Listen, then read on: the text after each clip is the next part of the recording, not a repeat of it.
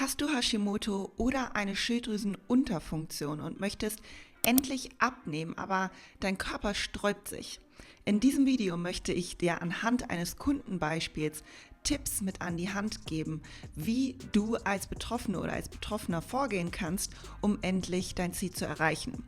Denn eine eingeschränkte Schilddrüse hat auch einen Einfluss auf deinen Stoffwechsel und das kann dazu führen, dass dein Körper weniger leicht abnehmen möchte als jemand, der eine gesunde Schilddrüse hat. Fakt ist, dass du abnehmen kannst, aber man muss mit einer Schilddrüsenerkrankung etwas bedachter und vorsichtiger an die Sache herangehen. Dass es funktioniert, und zwar ohne extreme Kalorienrestriktion, ohne auf Kohlenhydrate zu verzichten oder sonstige extreme Vorgehensweisen, die Betroffene häufig aus Frust vornehmen, zeigt eine meiner Kunden, welche auch Hashimoto bereits seit langer Zeit hat und 7 Kilo erfolgreich abgenommen hat. Du fragst dich jetzt sicher, wie man am besten vorgeht. Und das Wichtigste ist, dass du dich als erstes mal bei einem Spezialisten untersuchen lässt und wenn nötig deine Schilddrüse auch medikamentös richtig eingestellt wird. Und ein guter Arzt schaut sich jedoch nicht nur deine Werte an, sondern auch deine Symptome. Wenn du also gute Werte hast, aber deine Symptome, wie hier aufgelistet, spürst, scheint noch etwas im Argen zu sein. Die Ursache dieser Symptome könnten verschiedener Natur sein, wie zum Beispiel Stress, Alkohol, Darmgesundheit, Medikamente und bei Hashimoto auch zu wenig Glutathion. Solange deine Schilddrüse noch nicht im Lot ist, empfehle ich dir, noch kein kalorisches Defizit einzugehen. Vielleicht hast du auch aus Frust jahrelang versucht, auf extreme Art und Weise abzunehmen und hast extreme Gewichtsschwankungen erfahren. Auch dann empfehle ich dir, dass du als erstes deinen Stoffwechsel erstmal erholen lässt, indem du mindestens auf deinen aktuellen Erhaltungsbedarf gehst und dabei die Faktoren Stress, Darm, Kalorienzufuhr und so weiter angehst. Es kann sein, dass in dieser Zeit dein Gewicht durch diese Maßnahmen bereits reagiert, weil jetzt auch deine Schilddrüse wieder richtig arbeiten kann. Was die Ernährung für Hashimoto-Betroffene angeht, empfehle ich dir auf Gluten zu verzichten, da eine Glutensensitivität bei Hashimoto-Patienten bis zu 10-mal höher ist.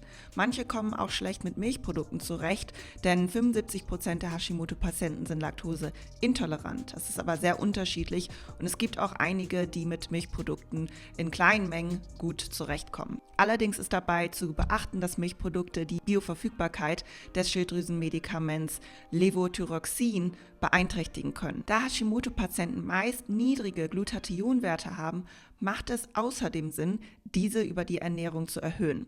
Das kann man beispielsweise durch schwefelhaltige Lebensmittel wie Rind, Fisch, Hühnchen, Brokkoli, Sprossen etc. tun und auch Vitamin C ist wichtig für den Erhalt von Glutathion und Selen ist wichtig für die Glutathionaktivität. Bei einer Schilddrüsenunterfunktion allerdings können genau diese Lebensmittel, sogenannte Kreuzblütler, ein Problem darstellen, da sie eine Substanz enthalten, die Goitrogene, welche die Jodaufnahme hemmen können. Das muss man aber von Mensch zu Mensch immer individuell betrachten.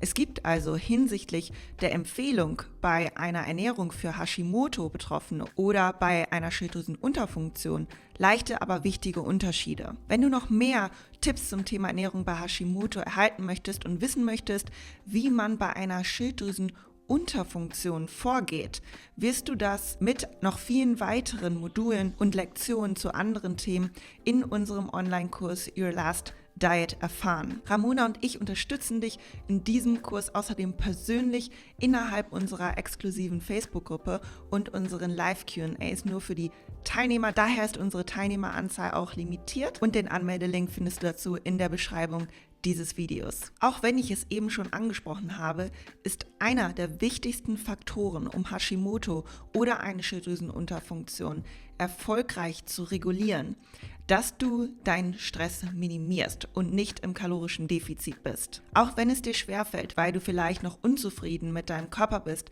solltest du vor allem extreme Restriktionen meiden und deinem Körper zeigen, dass es keinen Grund gibt, mit Stress zu reagieren. Ich empfehle dir nach und nach kleine Verhaltensweisen in deinen Alltag zu integrieren, die dein Stresslevel senken.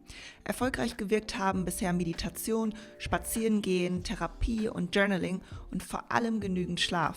Wenn deine Symptome nicht mehr da sind und deine Schilddrüse sich sicher fühlt, kannst du ein leichtes Defizit eingehen.